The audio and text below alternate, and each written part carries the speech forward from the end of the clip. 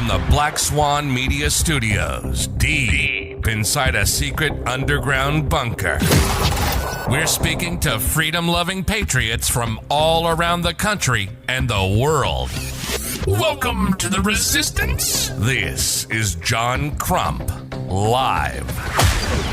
And we are back on a Wednesday. Is it Wednesday? Yeah, it's Wednesday. We're back on a Wednesday. Sorry, I thought it was Tuesday. We were off yesterday for an event that I was doing. So don't let me bother you. Plus, I don't have a producer this week because Flying Rich himself is still under the weather with what I think is the flu that he got from SHOT Show.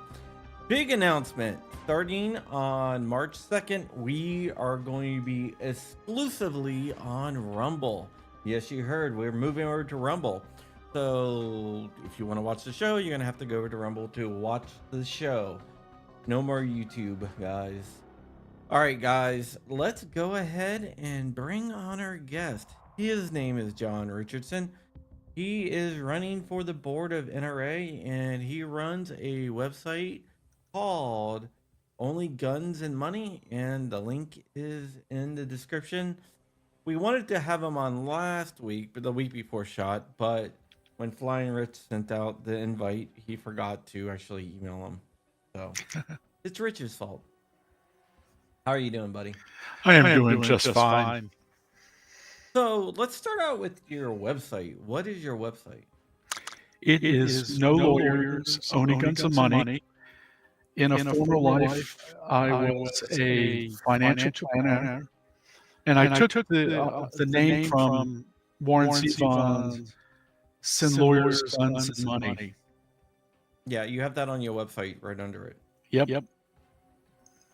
So No Lawyers. That's pretty cool. What does your website do? I've been writing about the Second Amendment, politics, some conservative, guns, bourbon, and pretty much whatever just tickles my fancy. And lately, since 2019, the NRA. Yeah, I've noticed that. It looks like a lot of your content is about the NRA, some of the stuff that's going on in there and how to fix it. Exactly. But you're not exactly against the NRA. No, I'm not. And I wouldn't be writing about the NRA if I didn't care and I didn't want them to get their act together.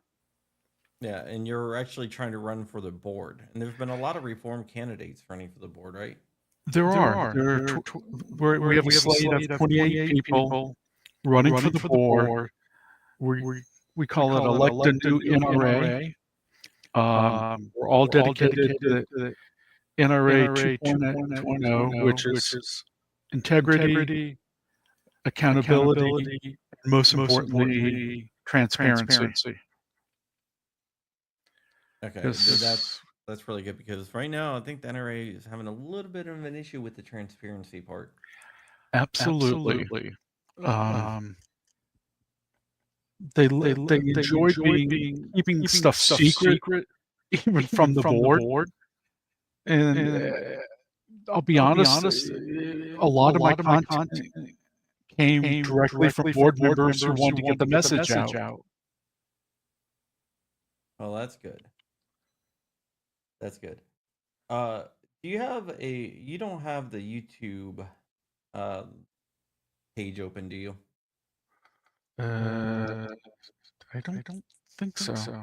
No. All right, because I think you might be echoing a little bit, but I don't know. We'll just roll with it.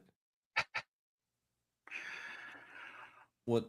Not really sure exactly why, but whatever. It's all good. All right. So with the NRA, do you think the NRA can be saved? I think we need to have the NRA to be saved. And the reason I say that is no matter how big GOA, SAF, Firearms Policy Coalition are, they're still just a fraction of the size of the NRA, and even their budgets are a fraction. While they're fundraising, they the other organizations' fundraising has doubled and tripled since 2019, and the NRAs has fallen 100 to 200,000, 200 million. Their budget still swamps the others. Yeah. That is something. Yeah. So I think the echo is on my end because I'm not hearing an echo, and I didn't hear an echo from Walter either. So it might be something with my soundboard. So just give me 1 second here. Sure. I'm just gonna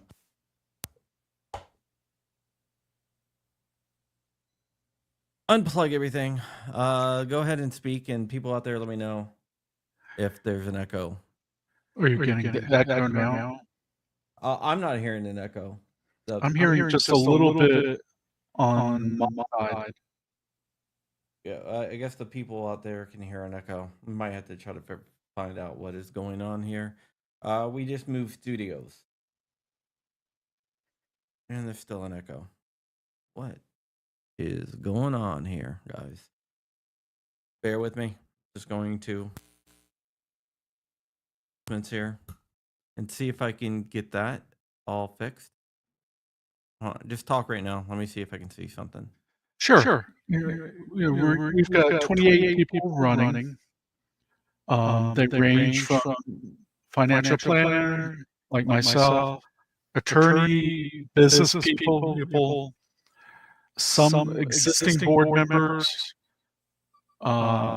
people who were nominated by the nominating committee, and surprisingly, including myself, 12 on the ballot by petition, and 2 people running by write-in vote.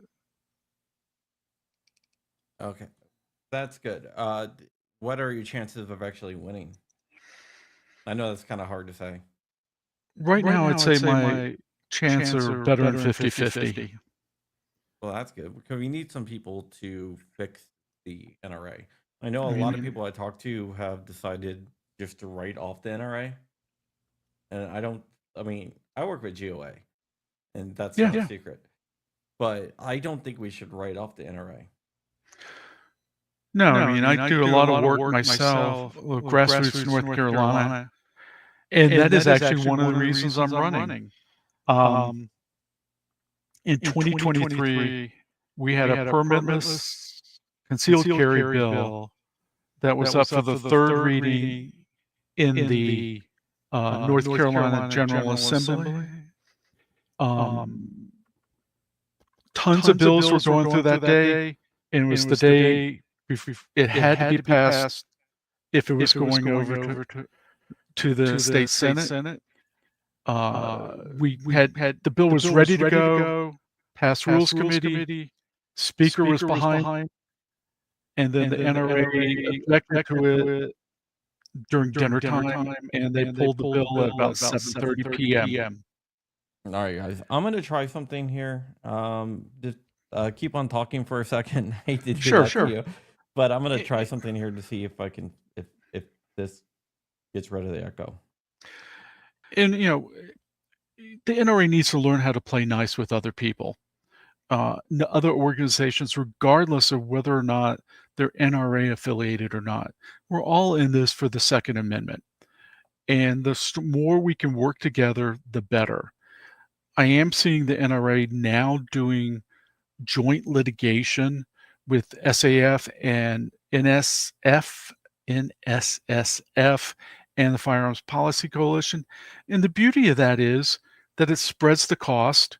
So instead of one organization taking all the paying for everything, now by sharing it, you expand your potential plaintiff base, and you save money, and you can have more suits out there taking advantage of the brewing.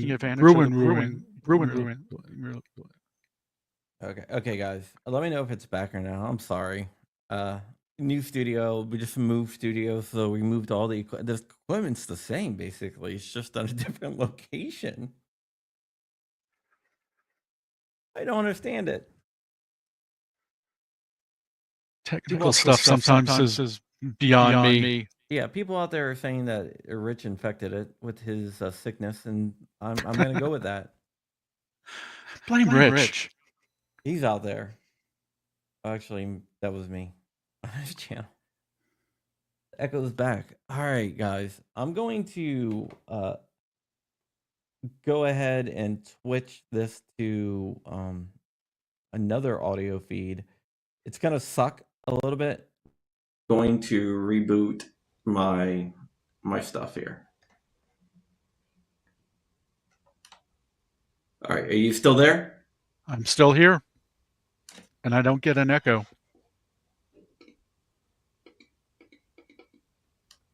All right, just give me 1 second. If you can hear me, I can hear you. Yeah, it's fixed because I disconnected my soundboard. Let me go ahead and try to put the audio to my... All right. Can you say something, John? Sure. All right, cool. I can hear you. Okay. Back to what I was saying, I think we need to all work together well. So, because you do see groups like Giffords working with Brady, working with Everytown, and they have a lot more money than we do because they have the deep pockets of Michael Bloomberg. I know there are some organizations out there, none of which you and I are affiliated with, that, for lack of a better word, their biggest interest is just raising money. And they try to portray themselves as the true Second Amendment organization. I'm talking about stuff usually affiliated with the Dorr brothers. But I think GOA, FPC, SAF, NRA, we can all work together. We don't always have to agree. I got something coming out on the Dorr brothers, by the way. Good. We don't have to always agree on the best approach, but we should agree that the extension of permitless carry, constitutional carry is important. Even if there might be one little thing in the bill you don't like, in a legislative process, it's not always clean. In our case in North Carolina, there was a, quote, training component, but it could have been a 1-hour online webinar that the speaker insisted be in the bill on the use of deadly force. We were sure we could get it out in the state Senate. And then the NRA's response was, we could not compromise our values. And coming from the NRA, that was somewhat ludicrous given the compromises that they have traditionally done over the years. Let's just say starting with the Hughes Amendment. Yeah, they are, that is kind of funny. I had a guy who had worked directly with Wayne LaPierre back in the 80s, who was a lobbyist for the NRA at the ILA, tell me directly that the reason we had the Hughes Amendment is that Wayne said, well, we've got to give the anti something when we go to pass the Firearm Owner Protection Act, and machine guns were it. So, but he's gone. He's paid supposedly his $4.6 million, and I heard due he to owes the a lot NRA, more money. Well, I think he really does actually owe more. If you look at the New York Attorney General's office, they guesstimated somewhere in the 13 million range. And the NRA there are board members that are trying to claw back, reform-minded members trying to claw back the legal fees paid on behalf of Wayne, which under New York law that they are required to do. Because if an officer or board member is indemnified under New York law and are found liable in a court proceeding, that money paid on their behalf for legal representation must be paid back to the organization. Yeah. Do you think he will pay it back, or do you think he'll try to find a way out of it? He'll try to find a way out of it.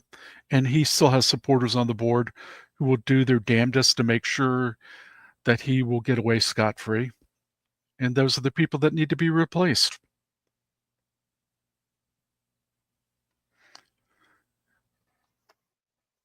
I'm trying to fix stuff behind the scenes.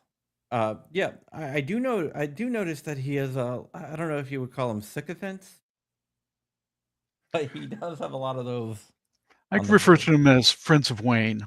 Friends of Wayne. Okay, that's probably a nicer way of saying it. That's a nicer way than saying the cabal. But Friends of Wayne, I mean, the people who let him get away, I don't want to say with murder, but get away with looting and grifting and using the NRA as his private piggy bank.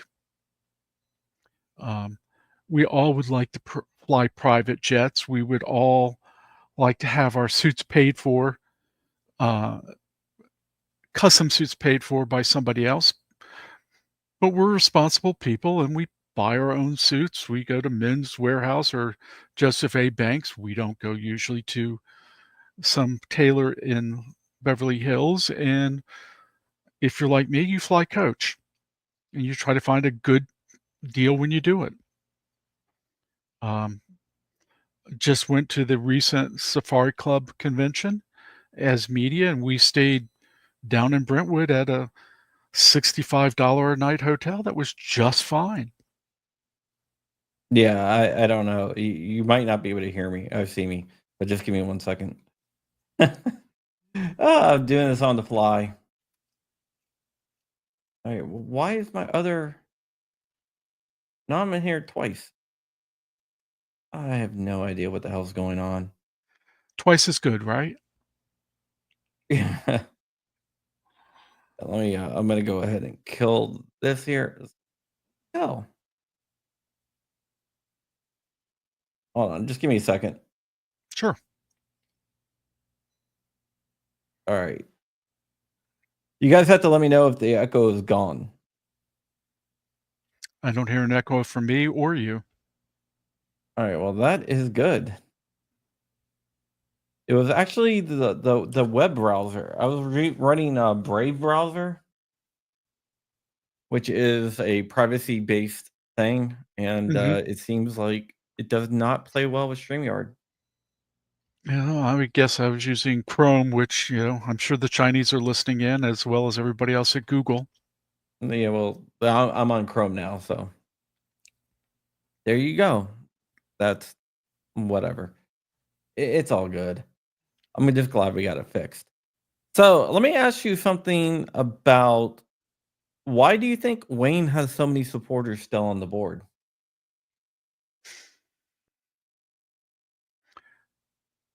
Part of it, I think, was because some of them have been there for 30 or more years.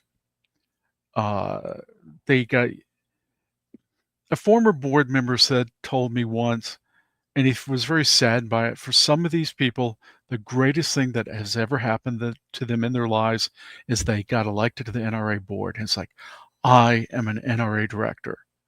For me, there are plenty of other things that I would think would be more important in your life, whether you're for your kids being born, your grandchildren, whatever.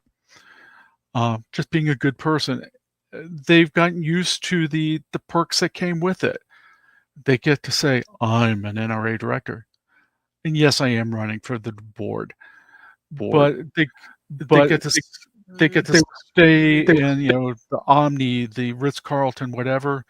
Some of them have gone hunting in Africa, paid for by the NRA. Well, They someone had a went lot to of perks Russia over the year. to go Some hang went out to with. Russia. Oh, that's an interesting story. If you don't know what I'm talking about, there was an NRA spy, a Russian spy that infiltrated the NRA, and Chris Cox basically told everyone there, "I think she's a Russian spy," and he forbid everyone from the NRA ILA from having any contact with her. But the NRA proper was like, yeah, she's not a Russian spy. What are you talking about? Turned out she was a Russian spy. Yeah. I mean, do you think Putin would actually allow a gun rights organization to exist in the former Soviet Union in Russia today? Not really. Unless that he has some type of control through a Russian woman. Yeah. So, I and think a little bit of some of those guys on the board was thinking we're at the wrong head. probably true, especially since they were older and, well, I'm not that young either. So, Yeah, so that's definitely interesting. There is a theory out there that some people on the NRA board were so protective of Wayne because they are worried about their own hides. I don't know about that. Well, well, they had abused their fiduciary duty, so therefore there could potentially have been private lawsuits, and there really is not that much director and officer insurance for them. I really do think that one of the reasons that the lawsuit went on for so long and why Brewer attorneys and counselors were there for so long is because Bill Brewer convinced Wayne, I will keep you out of jail. And the anecdote I heard, and I don't know if it's true, but he had a set of plastic handcuffs and he waved them in front of Wayne's face and said, I will keep these off of you. Um, and that the funny thing was that if you watch the court proceedings or the what they were saying, and up until the moment Wayne resigned, it was all let's protect Wayne. The moment he resigned, they threw him to the wolves. He was thrown under the bus. It was all Wayne's fault. The NRA itself was clean. Wayne did all this, and that's a bunch of bull. Yeah, I have a tendency to agree with you there. I heard the same stories. Now Brewer is no longer the attorney of the NRA. That is correct. Have you heard anything behind the scenes about that? I haven't. I don't know if we finally paid him off or what, but I'm glad to see he's gone. He sucked out close to 200 million out of it. It was almost a Shakespearean tragedy because he got rid of Ackerman McQueen, and Angus McQueen was his, and I think, well, when he was alive, was his father-in-law, and they hated one another. So not only did he help try to destroy his father-in-law's business, he replaced him. Yeah, he definitely did, and he had a lot of power over the NRA for a long time, ever since ACMAC was kicked to the curb. Yeah, I mean, even back in the day, as bad as ACMAC was for sucking money out of the NRA, at least we got something for it. I mean, for the most part, their advertising wasn't bad. I mean, most people remember I Am the NRA, and that was a fairly effective advertising campaign. Membership did go 5 to 5.5 million. We're now down to 3-ish. I think NRA TV killed them, especially when, like, the NRA asked for, like, metrics and stats, which, if you're a tech guy, you know that's a click away. Yeah. And they're like, "We can't provide you that." I think they also lost their way a little bit on the NRA TV when they moved away from some of the more libertarian and just Cam and Company and some of the others that were doing investigative journalism. Yeah. I'm not going to say anything too bad about Dana Lesh or Grant Stitchfield, but it started kind of veering away from what we needed. Yeah, they went from covering, like, gun issues and gun stuff to doing basically how do I say this? They were basically a arm of the Trump administration media powers. And I don't think very many NRA members realize that people like Cam Edwards or Dana Lesh or whomever, they were not NRA employees. They were Ackerman McQueen employees. Yeah. Yeah, And I they think were. the first time I heard it, I was like, "You've got to be kidding me. You mean tell me that Cam is not an NRA employee?" And the answer was no. They were getting paid by ACMAC, who was selling their content to the NRA. The Yeah. NRA was basically licensing the content that was shown on NRA TV. Yep, I think you got it right. Exactly right. Yeah, so NRA never owned NRA TV or any of the shows. They were licensing those shows. Just like Under Wild Skies with Tony Macris, the hunting shows, where you would see Wayne attempting to kill an elephant, not very well. That never got published on TV, but it certainly made the internet and was quite embarrassing. Yeah. Yeah, it was. Honestly, I don't understand like hunting elephants and lions and stuff like that. I I'm mean, gonna. I'm not gonna say. Well, male lions lead a pretty hard life. Once they're pushed out of the pride, their life is pretty sorry. Elephants in Botswana are pestilence.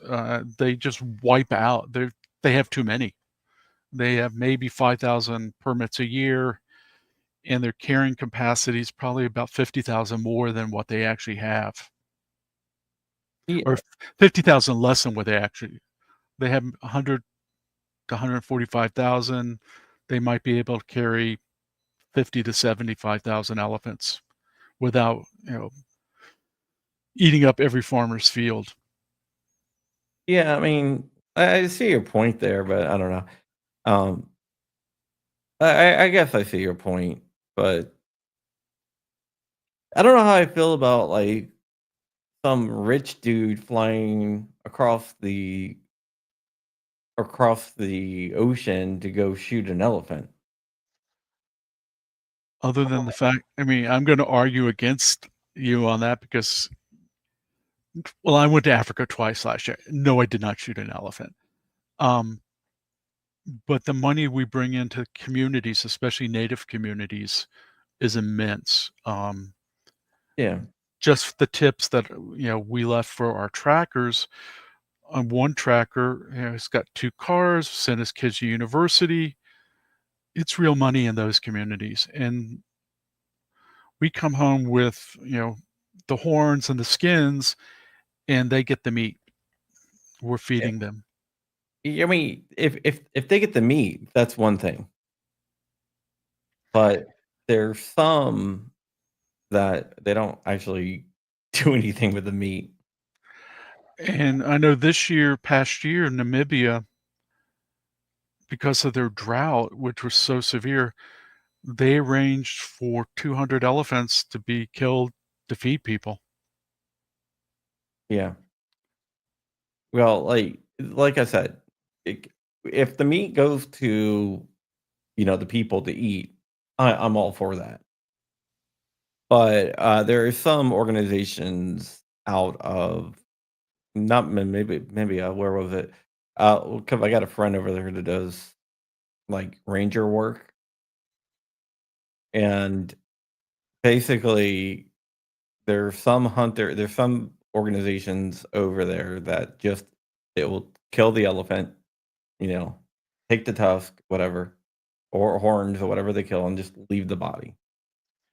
I think they're usually called poachers. Yeah, yeah.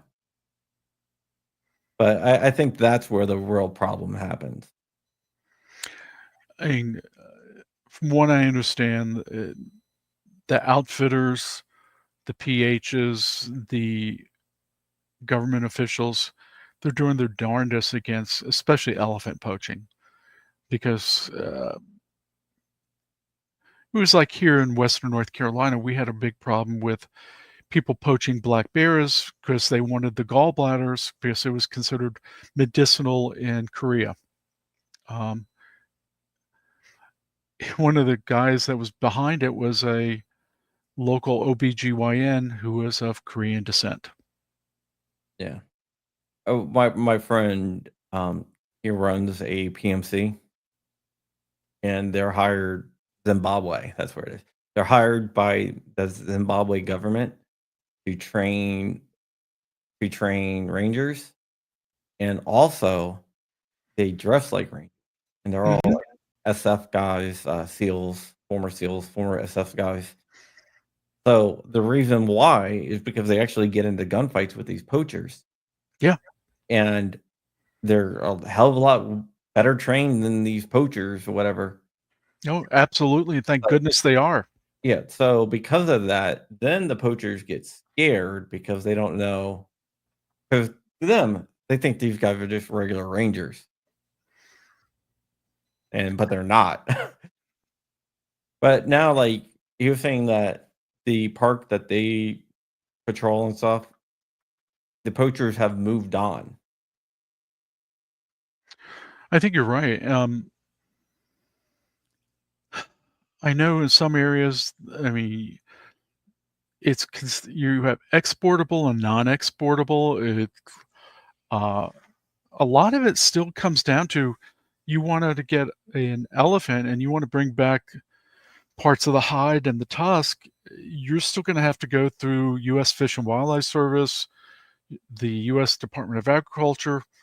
Since it's not a primate, you don't have to go through the CDC, but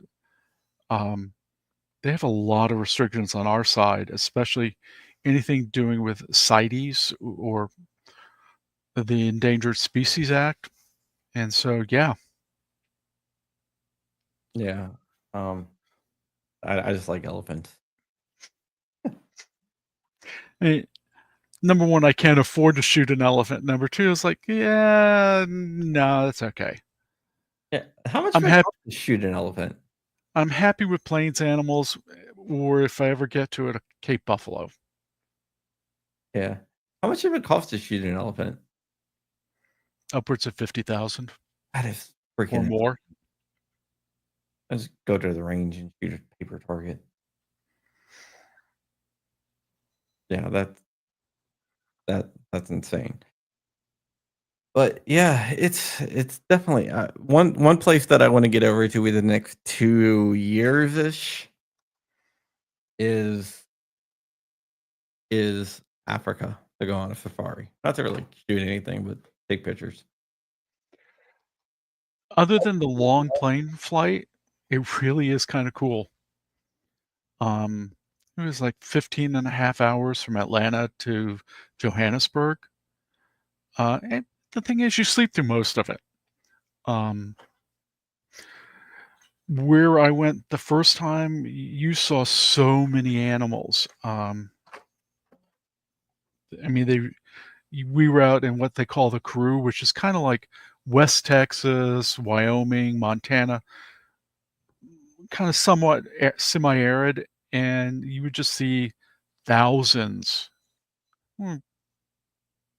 at 100 or 200 at a time, of like springbuck just running at a whole line of them, um, and then you'd be driving around, and then, oh, wait a minute, there's a kudu. Oh, there's a black wildebeest, and I went back because I bought an auction for dirt cheap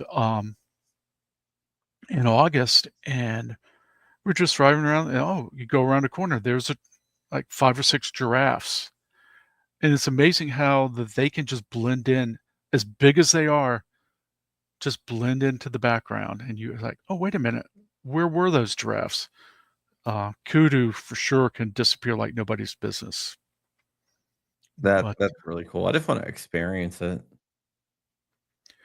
I don't know the cost of photo safaris, but if you do it right, you can do a hunting safari, 5,000 or less, much cheaper than you go on a whitetail hunt in Indiana or Illinois or an elk in Colorado.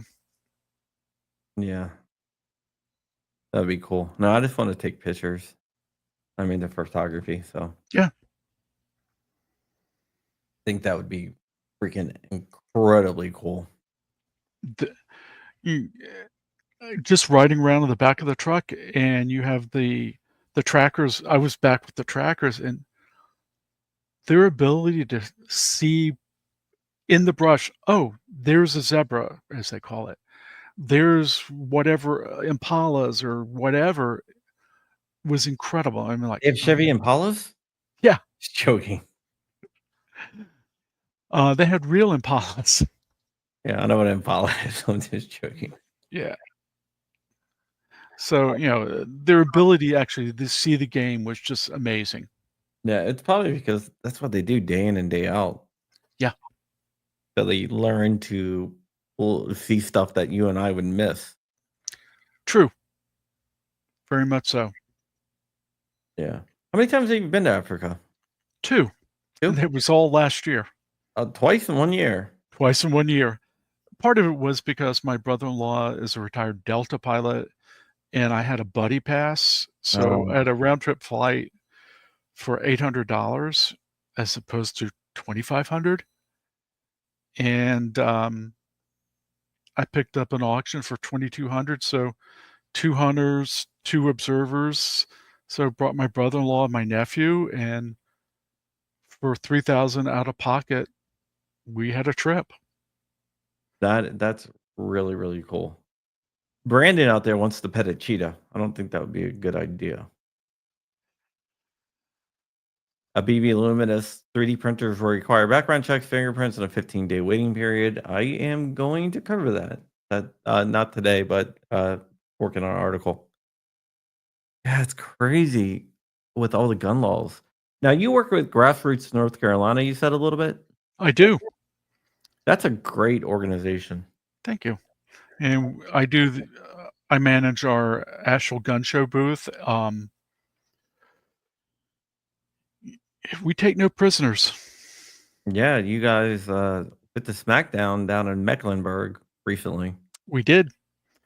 Right now, we're working on some county commissioners down in Pitt County, and there's a range in Alamance County, which is Burlington, and we're working on that right now because we do have a range protection law here in North Carolina.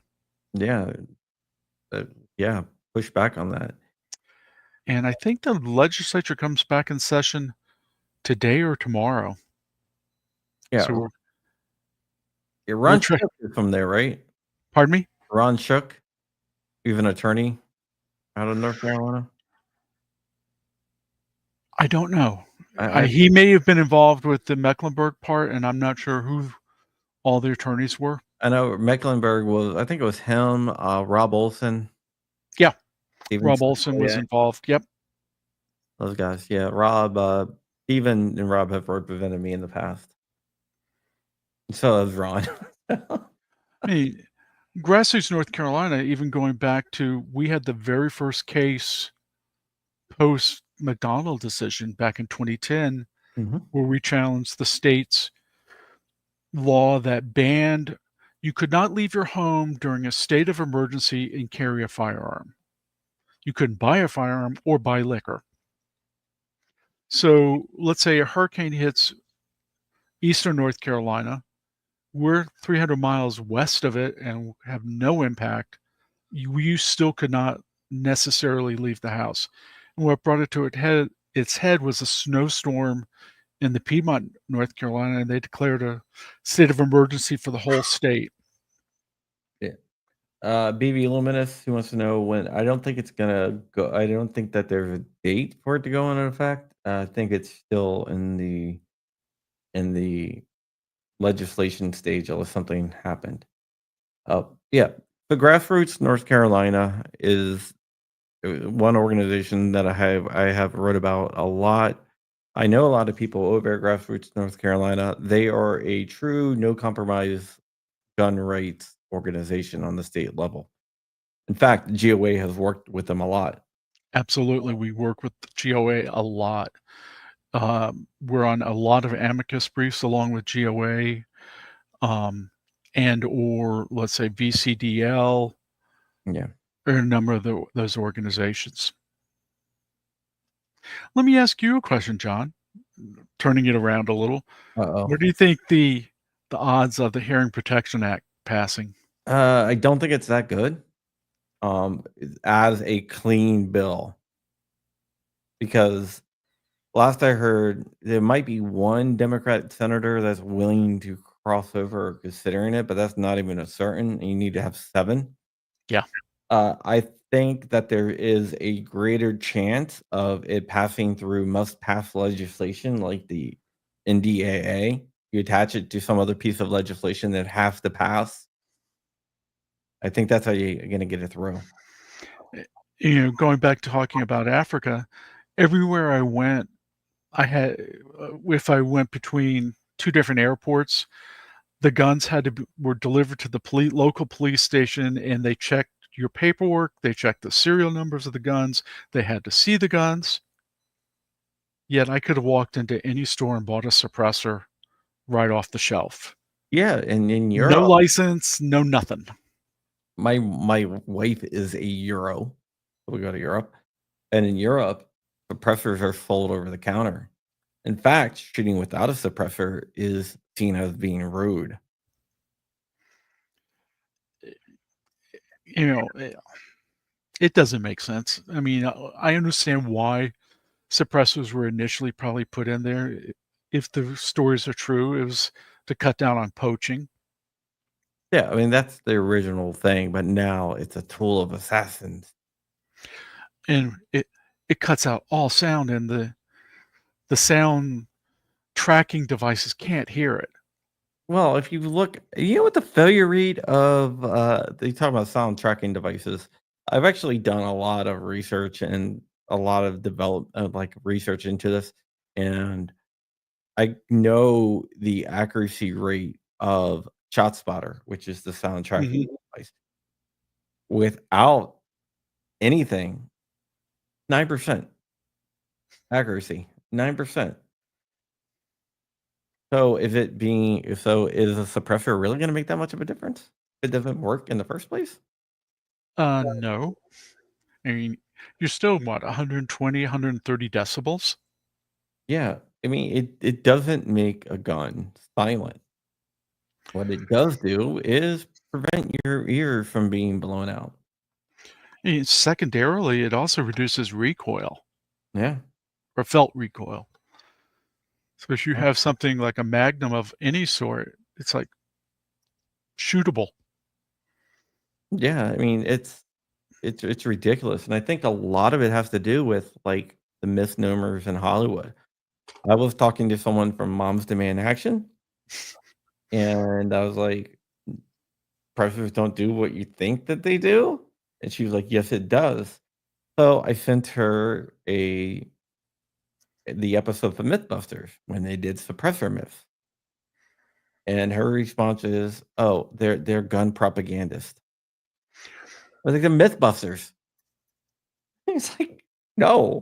It's a show on the Discovery Channel.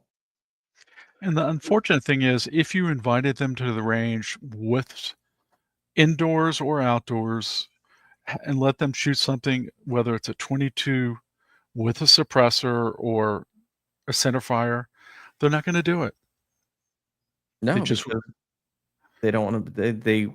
No matter what you do, they're never going to admit that they're wrong, right.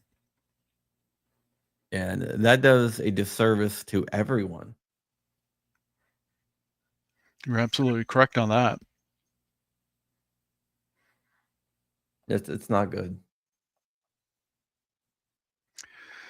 Well, I'm kind of torn. Do I want the Hearing Protection Act or national reciprocity more? And actually, with the North Carolina permit, I'm good on like 39, maybe 40 states.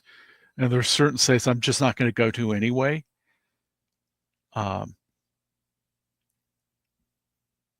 The Hearing Protection Act would do me more good. Yeah, I would like to see all permits go away, but I don't think that's going to happen anytime soon. Yeah. Now, I did talk to couple of guys who were in the industry, and they said, "We're making all we can." So even there, it was almost like, yeah, that would just create more hassle for us because, yeah, our business would go up and we can barely stay up with what we're doing now. Yeah, looking at the suppressor market, cover suppressors heavily cover suppressors is one of my things that is my specialty. And I know like all the different companies, all the different owners of the companies, and I know the actual statistics, and they cannot keep up. I mean, they're putting in machines as fast as they can, but they cannot keep up. I mean, just with the demand is just phenomenal. Though if you could make it over the counter, maybe we could import some from overseas to help fill in the blanks. Yeah, because the price of suppressors are artificially inflated because of all the regulation. Absolutely. Suppressors in other countries are a lot cheaper. I remember doing a blog post on ones coming out of New Zealand for 22 rifles. It was equivalent of about $35. And Now, suppressors are simple for what they are. and you get to South Africa, talked to people who will buy a suppressor and just leave it with their outfitter, and it turns out cheaper than paying the $200 tax here. And Yeah, this is for like a 375 H&H Magnum. yeah. I mean, it really is. The price of suppressors are artificially inflated, and it's not the fault of the industry. The industry isn't doing it. It's just all the regulations and tax stamps and everything that these guys have to go through that drive up the prices. It's not easy to be in the suppressor business. You have to know the regulations, you have to have compliance officers, you have to, you know, every time you make one, you have to pay a tax stamp, and when they get transferred, that's another tax stamp. It's just absolutely ridiculous. For making something that's, a little bit more sophisticated than a lawnmower muffler. Yeah. Yeah. You can actually 3D print suppressors now. Yeah, I was talking to somebody from Silencer Central, and they've got some that are 3D printed. Yeah. I mean, I got a bamboo X1 carbon. I can go 3D print a suppressor over there right now. I wouldn't do that without going through a Form 1 ATF if you're listening. But if I went through all the proper channels of the Form 1, I could go over and 3D print the suppressor. I could do it without doing that, but that might put me in jail. So if I don't want to go to jail, I would have to do a Form 1. Well, even some of the cracking down on parts that they say, well, this part, even though it would not suppress anything, is a suppressor. I mean, SIG ran into that years ago. If you have a thing that lets you use an oil filter, the part that screws on into the oil filter Yeah. is a suppressor by Yeah. law. They're trying to do end caps as suppressors. I mean, hell, they reclassified wipes as suppressors, and wipes are disposable. And how soon will it be before 2-liter Coke bottles? I know. I know. What always talking about suppressors, what always makes me laugh is when someone uses a pillow for suppressor, or Mhm. they take a like you said, a 2-liter Coke bottle and they tape it to the end of a gun and it's like suppresses the sound. I always understood that's what the Chechen rebels did when they were fighting the Russian army. Uh, Like the like Coke bottles, yeah. with nothing on them. Yeah, Coke bottles taped to the 22 rifle, and they're picking off tank commanders in the cities. Did that actually work? I think it did. Really? I'm gonna have to test that out. Yeah. But I don't wanna have to register a freaking Coke bottle. to do it. I think I've seen ones on YouTube somewhere, somehow. Maybe it's still there, maybe not. But, I mean, the Spetsnaz certainly made good use of 22 rifles for a lot of their work. So, Yeah, so but I'm just thinking about the Coke bottle because there's no baffles in a Coke bottle. So how do you slow down the? I think it's just the gas can just go in that big little hole, and then you have that area capturing a lot of the gas. Okay, maybe. You know more than me, so Maybe. I mean, maybe with the 22, it might work. I can't see it working for anything bigger than that, though. no. If that gas is gonna explode out of there violently, it should. If you shoot like a 5.56 or something, that's gonna destroy that bottle. Yeah. That's a lot of force to hold in with teeny tiny plastic. Mm-hmm. I would agree with you. You ever hear the story about the GSG gun, their MP5 SD clone? Not the one that they have out, but their original one. No, I have not. Well, they released a faux suppressor, but it actually worked. They recall them all. And I know there were some air guns that they had suppressors, and somehow they got by with it. Yeah, you can have a suppressor on an air gun. Uh, they changed it so it has to be actually like attached to the air gun now. Okay. But you can still get a suppressor with, I mean, a suppressor on an air gun Okay. or on a black powder rifle, as long as it's attached, because it's not considered if as long as it's physically permanently attached.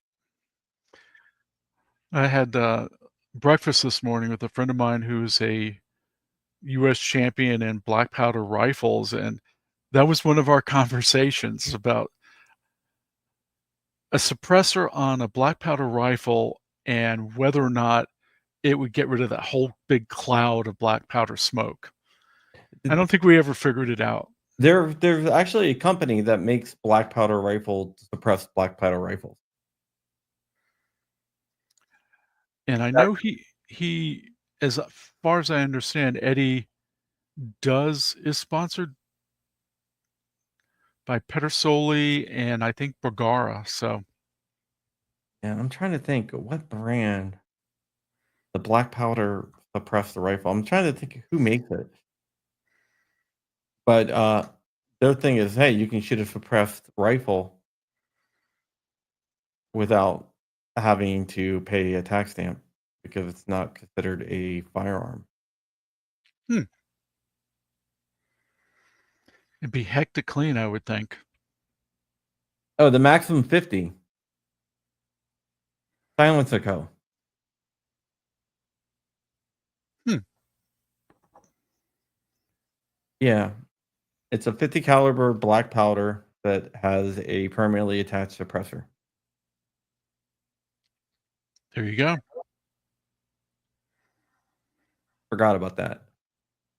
And honestly, thinking back to the videos I saw of it, oh, they stopped making them. All right, so they don't make them anymore, but they did. I don't think I don't think they had a big cloud. So, in fact, I know they didn't. So that answers your question. Cool. Yeah, but apparently they stopped making them, but I'm sure other companies do. But you didn't need a tax stamp. You did or did not? Did not. Because because it's the black powder rifle is not considered a firearm. Okay. So it's a suppressor for a non-firearm, which doesn't require a tax stamp. Because the ATF definition of a suppressor is a device attached to a firearm. Interesting. I have a friend of mine that just bought a like 1880s single shot. What was it? Alexander Henry 450 nitro black powder, but he's got it, so he's going to use he's going to have to hand load. So I'm just wondering whether, well, number one, it's pre 1898, so it's considered an antique. It's an antique, but I think with a black powder rifle, it's not considered a firearm. I think that's considered a antique firearm, Yeah. but a little bit different category. Yep. Even though it doesn't require a background check or anything else like that, I still think you could get in a little bit of trouble filing the NFA if you put a suppressor on there. I'm not going to try it. Yeah, I don't want to be the test case. No. I mean, that seems like maybe it's a gray area. I know the black powder rifles with suppressors are not a gray area because the ATF actually answered that. So, yeah. And I don't think anyone is going back on that. They did have an interesting one tax stamp SBR-ish suppressor gun at SHOT Show. So was it an intricately suppressed gun? No. What it is, it was a 16-inch ported barrel. Okay. And the suppressor sat over it like a barrel shroud. So it was 16 inches, so wasn't an SBR. Yeah. So you just paid the one. Okay. Yeah. So it was like for the overall, it was definitely interesting because the ported barrel vented the gas into the suppressor. So you had an SBR length firearm with a suppressor, but it's not really an SBR. Since the barrel goes all the way to the end of the suppressor.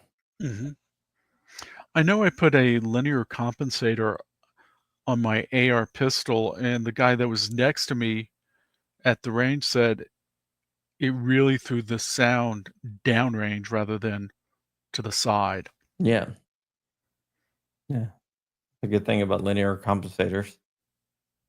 They're not suppressors because they just redirect the sound. They don't actually Right. the sound. But there's lots of ways you can get around stuff. But they called that the firearm with the suppressor, the one tax stamp firearm rifle, they called that the tax evader. Don't let the IRS hear you calling them that. Because you only had to pay for one tax stamp instead of two. Right. I love your guest camouflage guns. That's our friend from Europe. Yeah, we have Polar Knights is from Norway, I believe. Pro gun, but Norwegian. Mm-hmm. So there are pro gun people outside the United States. Oh, there absolutely are. It was interesting in South Africa. Yes, they were pro-gun, of course, where I was. But how many people there were pulling for Trump in the election? A lot. I A actually lot. interviewed somebody from the South African Gun Owners Association. Yep. And wrote an article. So, Yeah. kind of interesting. Tell me about all the farm stuff going on over there. It's kind of scary. That is scary. A lot of farms have security. I went by the farmhouse for my first set of outfitters, and all the windows were barred, and they have a iron grate door over their back door. So Man, they are being targeted, and I got there right after the election. and the best part about the election is that they now had to share power. But there was one party, the EFF, or Economic Freedom Party, that was they were kind of like Mao's Red Guard, and it's like kill the boer, and the boer being the white farmer. Yeah, they were talking about those people. Yeah. Yeah, very scary. It is. All right. Well, we've been on for over an hour. I want to thank you for coming on. Alrighty. Tell everyone where they can find you. Yeah, they can find me at onlygunsandmoney.com, and for our slate of reformers for the NRA election, which is actually now started, go to electanewnra.com. It has all of our bios, all 28 of us, pictures. It will also tell you who not to vote for, who were the people who were the Friends of Wayne, the Cabal, the Old Guard, the people that allowed what has happened to happen. Basically ruined. Yeah. It ruined everything for the good people. I think you're right. All right, guys. Well, that's it. We'll be back tomorrow, and we'll have another guest. I'm not really sure who that is because Rich is sick, and I'm doing everything myself, which is kind of a pain. I never thought I would miss Rich, but I do. And with that, we're out of here. Thank you so much for watching, and as always, have a good day. And I gotta just hit stop here.